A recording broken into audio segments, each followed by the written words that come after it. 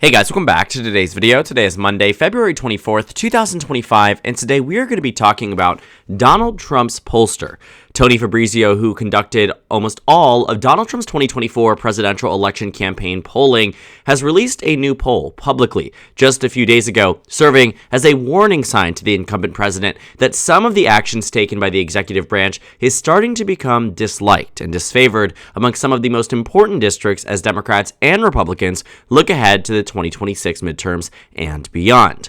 Tony Fabrizio released a set of questions that he conducted across 18 unique districts, 18 battleground districts that were all decided within a margin of roughly 5 points or less in the last election that are expected to be amongst the closest in the 2026 election cycle. On your screen right now are all of the districts that have been surveyed, 18 in total, in which Democrats and Republicans, like I said, were only able to barely hold on to with incumbents, and in some cases, lost the races, meaning they flipped either from red to blue or from blue to red.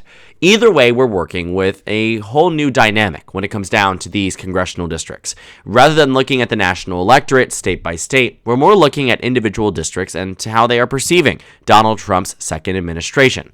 And what started off, honestly, quite strong for the incumbent president having a net 8% higher approval rating than disapproval rating, started to sour amongst the general populace. But what Democrats and Republicans are really focused on and really think does make a difference isn't necessarily what's happening on the national level. It will matter in 3.5 years' time when J.D. Vance potentially is the Republican nominee for president. It more so matters in the immediate in these congressional districts and in these special elections and in these off-cycle year elections like Virginia state legislative and gubernatorial races. Same thing with New Jersey, right? There are elections that are happening between now and 2026 that will serve to be potentially as the first opportunity for Democrats to push back against Donald Trump's second administration. The question is, are voters down to do that? Now, for a while, like I mentioned in my video earlier this morning, or I guess not this morning, I released it in the afternoon, we talked a bit about Donald Trump's approval rating and how it had started to seem as if it was shifting away. And that, of course, does make a difference. But these swing district voters here seem to have soured not only more than the national environment, but in a way that is directly correlating with an increase in Democratic support. Fabrizio took what the Cook Political Report used as toss-ups. They surveyed 1,000 registered voters across 18 congressional districts. 1,000 may not seem like a lot, but I can guarantee you that is the average size for a representative sample of the nation. And so what they did here was they went through, and Fabrizio was, one of the main pollsters of Trump's campaign. He was the chief pollster for Trump's reelect and got a lot of things right. Was able to, see how the message should have been done for the Trump campaign, help Donald Trump, for all purposes, win the last election. What he finds us is honestly quite surprising. The first thing that I would say that draws my interest, not as much as it is important for the election, but it is interesting. They ask, how does the American public, or in these congressional districts, view the Republicans in Congress and the Democrats in Congress? Well, they aren't too nice to Democrats. They hold a negative 19, but a lot of that is driven by Democratic voters who are simply upset with the current state of congressional Democrats, who might not be pushing back against Donald Trump in the way that many national Democrats and statewide Democrats would have liked. Republicans, on the other hand, at roughly -6. Now, this matters. It matters for a lot because it helps us understand that Democrats aren't roaring high in popularity by any metric because of what's happening with Donald Trump. Unlike 2017, 2018, and 2019, when Democrats were consistently able to outflank the Republicans in voter registration, in voter sentiment, that's no longer the case. But there's something that matters more to the average voter now than what was Democrats in office or Democrats potentially being in office, the approval rating of the incumbent president, where we find that Donald Trump currently holds in these 18 districts, who might I add, and I should have said this earlier on, he won a significant number of these districts, the majority of these districts, despite Democrats having the majority in the House delegation from the 18 districts. Donald Trump defeated Kamala Harris in the majority of these districts. And in some cases, massive differences. Maine 2nd District right up here went to the Democrats by 3, but Trump by nearly 10 points. That's a double-digit swing, and you have to ask why. Well, there's a lot of voters out there that might have said, I'm all in for Trump, but I'm all in also for my Democratic congressman. But that's damaging to Republicans because it means they're in an even better position now that Donald Trump's approval rating across the majority of the districts that he won is in the disapproval rather than the approval. 49-47. But now you're wondering, what are the electoral implications of this? Well, thanks for asking, because Fabrizio does the same question. Ask the question like this. As you may know, congressional elections will be held next year. If the election for Congress were held today, would you be more likely to vote for the Republicans or the Democrats? The Democrats get 45%, which isn't stunning, but it's a lot better when you look at it in contrast with the Republicans at 41%. So, when we look at these districts, Democrats might have the upper hand, but they don't have a 4-point net advantage across these districts. And might I remind you that the last time Donald Trump had a midterm election with the House of Representatives, where a generic ballot showed him in the negative, it gave Democrats 41 seats in the House of Representatives. Democrats, based on the 2024 map, do not need 41 seats. The map here requires them to gain just 3. That's right. Democrats are at 215. 218 are needed for control. You take 3 away from the Republicans, they drop down to 217. Democrats jump up to 218. If history is anything, the average gain for the opposition party is always in the double digits. Always. The average is in the double digits, and it has not been less than a double-digit swing in a very long time. Over 2 decades have passed since we've last seen that happen. And those are under extenuating circumstances. Double digits is the baseline for Democrats, and they only need 3. They're going to get that. But the question is, how does Trump's approval rating correlate with these 3?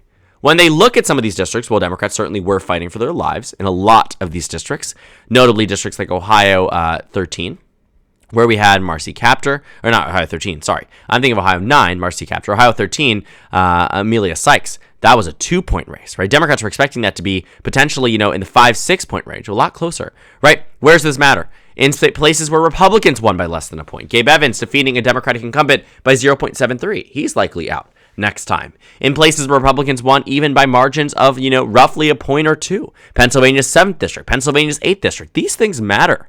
They absolutely matter when it comes down to the national composition, especially since Democrats only need 3 seats. And so when I look at what Fabrizio is warning, he's saying that a lot of what's happening in the first 34 days of Trump's administration is already having negative repercussions on the Republican Party. And while I think Donald Trump is absolutely, looking at this from the perspective of, I have an electoral mandate, I did so well in 2024, there's a lot of voters out there that simply do not vote when Donald Trump is not on the ballot. There's a lot of voters out there that will not engage in electoral politics unless Donald Trump is on the ballot. And that will be the Republican Party's downfall in 2026. When Barack Obama ran in 2008, and I compare him to Trump, not because I think they're similar, and in really many ways, I think they are far, far more dissimilar than they are similar. But what they do bring in was this once-in-a-generation energy that is seemingly unstoppable on the national level. But when it comes down to mobilizing the base in off-cycle elections, 2010, Republicans gained 63 seats in the House of Representatives, shortly after Democrats had reached their largest majority in the House since Newt Gingrich took it over in 1994. In 2008, Democrats held a congressional district in Idaho. That's how insane that map was. And I wish I could show it to you. Actually, you know what? I can. Because you can see exactly what it looks like when the map falls from year to year. Let's just visually look at it. 2008, this is what Obama did to the House elections. 2010, this is what his presidency did. An unpopular one at that. And look what the thing is. All of this red. Same thing happened to Trump in 2018. Eventually, he lost re-election, but then came back. And I compare them to say, Donald Trump has a voting base that seemingly, as of now at least, is loyal to him and him alone. And until that can be turned into a consistently engaged and mobilized base for 2026 and beyond, Republicans are going to have to look at that and say, where do we go from here? Because Democrats are winning this so far when it comes down to just having 3 seats. They win the simple math and dynamics of it that make it easy for them to win back House control. It is on Donald Trump and the Republican Party to maintain his approval rating at a high enough point that they can hold off in a number of seats. But it doesn't look like that's happening. Because Donald Trump is very much ruling as if he has a 400-plus electoral vote, mandate, when in reality he does not. But we will see. And so I think that, at large, what we are finding from Fabrizio is in fact a warning sign. I think that is very right. That we are seeing a sounding of the alarm amid Republican backlash. But Donald Trump has no more campaigns to run. He has no more elections to win. And I wasn't trying to replicate what Obama said in his State of the Union, but I mean it earnestly. Donald Trump has nothing to worry about when it comes down to his legacy at this point.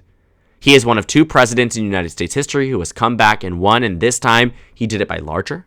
He really did shut down a lot of the mainstream narrative around him and his candidacy and his viability, and has shown that repeat candidates can win. On top of that, the Republican Party will now have to fend for itself. Because unlike 2018 and 2017 and 2019, there is no electoral incentive for Donald Trump anymore because the election is over. And so what happens now is that everything we see that Donald Trump decides to do will be heard and felt by the same districts that voted for him. And the question will be, do they back Republicans in 2026? Do they show up and vote for Republicans in 2026?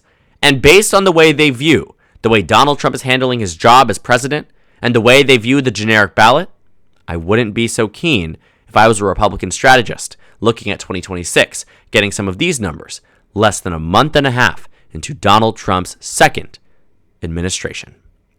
So thank you guys so much for watching this video. Make sure to comment down suggestions below. Subscribe on the left if you haven't already, and check out the Instagram and Twitter. At the bottom left of the screen, there's also a Discord server for you to go ahead and join. And on the screen, there's a video you can watch and then a playlist for my playlist on the Donald Trump's second administration. Again, thank you guys so much for watching, and I will see you all tomorrow.